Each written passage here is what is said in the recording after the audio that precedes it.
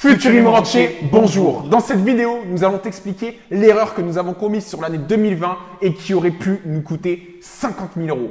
Let's go.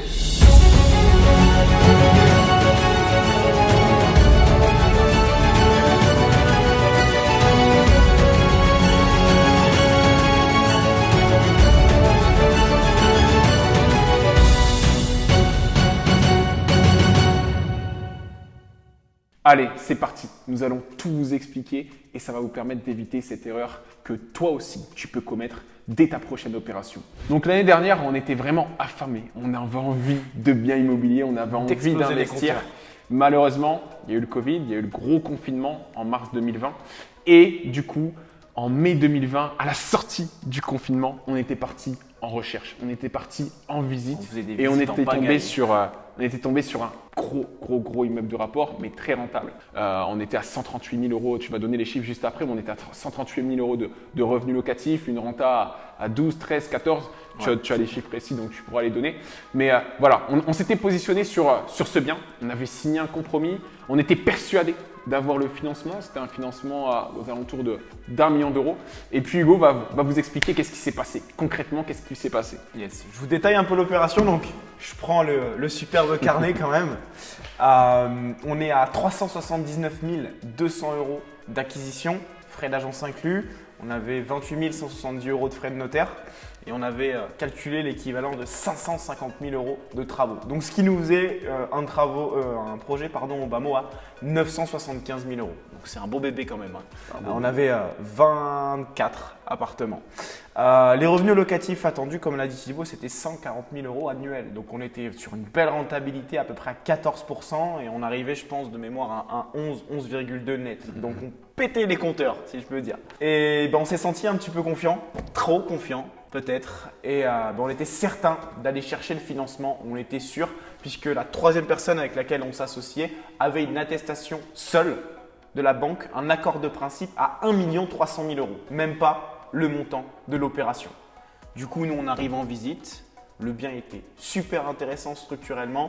On avait juste du boulot à l'intérieur, pour 550 000, mais il y avait 24 appartements à refaire en totalité, l'électricité, le chauffage, on en avait 20 etc. Et puis on voulait en créer. On est très gourmand sur la renta, sur le cash flow. Donc pour optimiser la rentabilité, on allait en créer 4 autres dans les T4.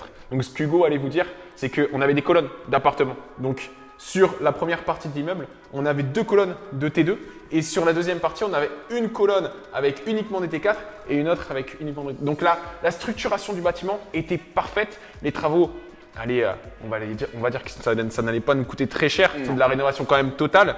Mais on avait 1039 mètres carrés, si je ne me trompe pas. Ça, donc on avait chiffré à 500 € comme c'était 500 € du mètre carré pour la partie rénovation, comme c'était de grande surface. Plus la surface est grande, plus vous pouvez diminuer aussi le coût du prix des travaux. On visite, on discute avec l'agent immobilier. J'ai énormément de demandes et vraiment son téléphone sonnait, il sonnait puisqu'on était en sortie de confinement, les gens voulaient acheter. Et du coup, je crois qu'il avait eu 2 offres. Il avait une offre pour ce bien, il était en vente, je reprends juste. 300. Non, il était à 400. Il était à 429 et nous on l'a négocié à 376, 379. Il était à 429 et il a eu une offre à 120 000 € d'un marchand de biens qui a descendu le prix. Et il y en a eu une autre, je pense qu'elle était… il y en avait eu 2 autres. Il y en avait une à 400, à 410, à 410 000 et il y en avait une autre à 320. Et comment on a fait pour se différencier? Comment nous avons fait pour se différencier? Comme vous le savez, on s'est concerté, on s'est mis un peu de côté. On a dit à l'agent immobilier, bon, il va falloir qu'on prenne une décision. On va parler pendant 5 minutes et puis on revient vers vous avec une décision concrète et une offre. Du coup, on prend un peu de recul. On se pose, on dit, waouh, c'est quand même un beau projet. On a les reins solides, on peut y aller. On est certain d'avoir le financement. On a déjà l'attestation de solvabilité, etc., etc. Il faut qu'on passe devant tout le monde. Il faut qu'on passe devant l'offre à 410 000 €. Mais on sait que… On le voulait en dessous des 400. On le voulait en dessous des 400 et on savait qu'il y avait une solution. Mais cette solution, c'était un gros risque quand même. Et cette solution, ça a été, comme vous le savez, dans un compromis, vous avez des conditions suspensives. En l'occurrence, la condition suspensive de prêt. Étant très gourmand, a voulu négocier, on avait quand même négocié 50 000 € à peu près sur ce bien. On a supprimé la condition suspensive de prêt, ce qui ne nous permettait pas, si nous n'avons pas de financement, de sortir du projet. Sans frais. Sans frais. Il fallait obligatoirement payer la clause pénale. On le sait, On allait chercher les financements sur la période estivale. Une banque, deux banques, trois banques, La quatre période de banques. Covid aussi. Ouais.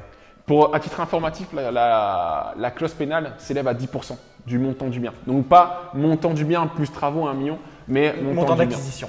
Donc on était à 37 500 euros, 37 plus 200, ouais. 37 200, plus les frais d'agence ont explosé à peu près les 50 000 euros. Ouais. Donc si on ne trouvait pas notre financement, on en était conscient, mais on était certain de l'avoir.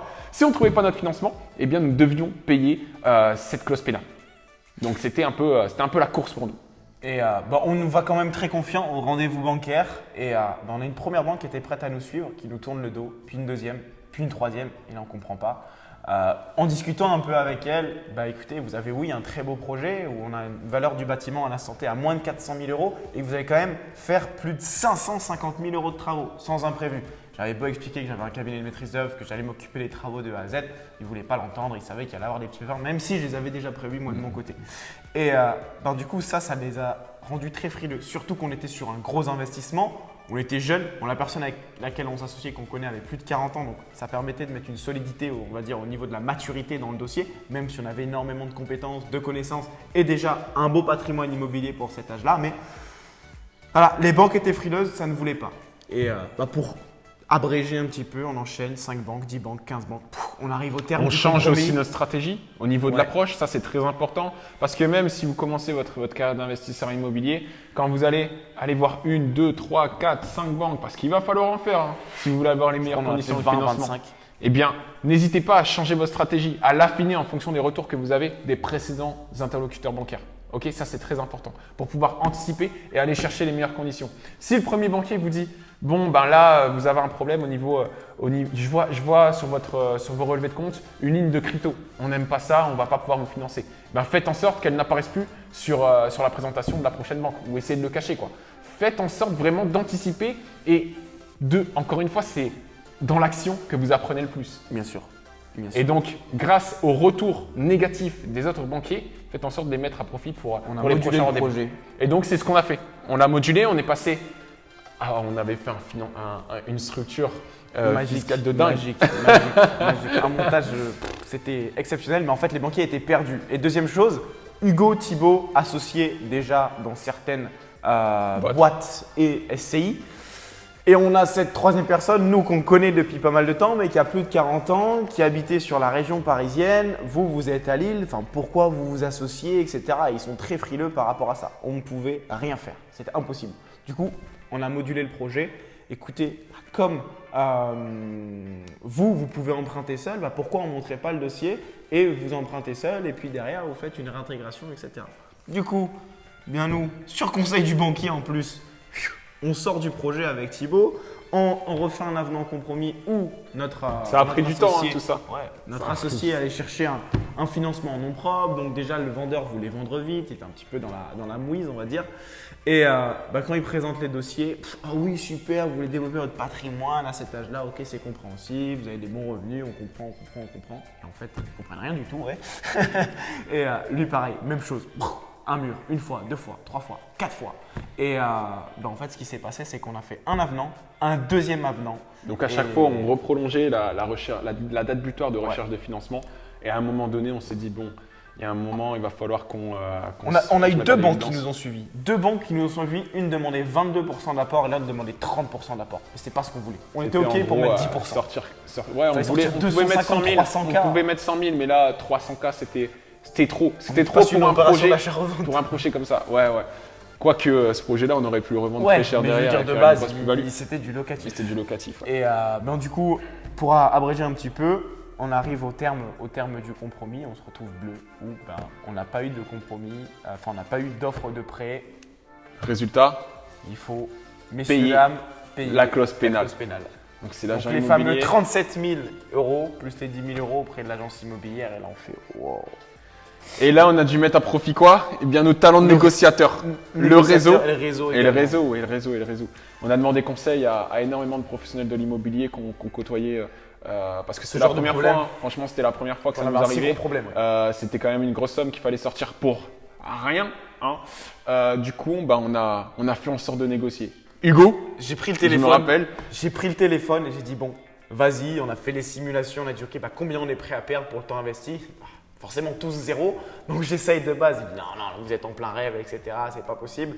Je vais chercher un peu le côté émotionnel, j'essaie de trouver les points communs avec l'agent immobilier parce que c'est avec lui qu'on discutait. Et au final, j'essaie de lui expliquer, ah ouais, mais vous comprenez, c'est la misère, c'est hyper compliqué, etc. etc. Au vu de la situation, machin, il veut pas l'entendre. Il dit, bah non, moi mes équipes elles ont bossé, le vendeur il veut récupérer, il veut pas l'entendre.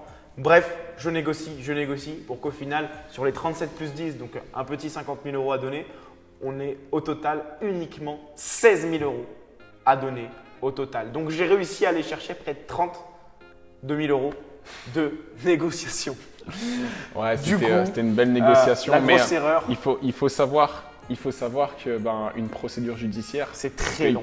Ça peut partir en procédure judiciaire si on n'est pas d'accord, si on n'arrive pas à se mettre d'accord sur quelque chose, on n'a pas envie de donner, voilà, à l'amiable, on n'a pas envie de donner la clause pénale, ça peut courir 1 an, 2 ans, 3 ans, encore une fois, et le bien est bloqué. Il ne peut pas être vendu. Donc ça, c'est quelque chose qu'il faut savoir. Donc voilà, il faut poser le propriétaire a posé le pour et le contre, et on a trouvé un terrain d'entente à 16 000 euros qu'on a dispatché entre les associés. Du coup, Thibaut a sorti 4 000 euros et moi j'ai sorti 4 000 euros. Donc sur le moment c'était horrible pour nous de les sortir, mais on a tellement appris de cette expérience qu'on a beau avoir un document où on peut emprunter autant et puis on s'y met à plusieurs et au final ça ne passe pas pour X ou Y raison. Pas forcément pour des raisons financières parce que ce n'est pas la raison, mais du projet en lui-même et de la compréhension du banquier de notre situation et de cette volonté d'association. Donc faites vraiment attention à ça. Cette clause d'obtention de financement est quand même ultra importante, à moins que vous ayez 500 millions sur votre compte et que vous voulez un financement à 500 000. Mais ça… Bon, futur rentier, si tu veux plus d'histoires comme celle-ci, là, on t'a évité vraiment de perdre de l'argent sur une de tes prochaines opérations. Fais pas cette erreur. Mais si tu veux plus d'histoires comme celle-ci, n'hésite pas à nous rejoindre sur Instagram si ce n'est pas encore fait. En tout cas, je te souhaite de passer une excellente fin de journée. Et puis, si tu as la moindre question, rejoins-nous sur Instagram, pose-nous toutes tes questions, que ce soit sur l'immobilier ou sur cette vidéo.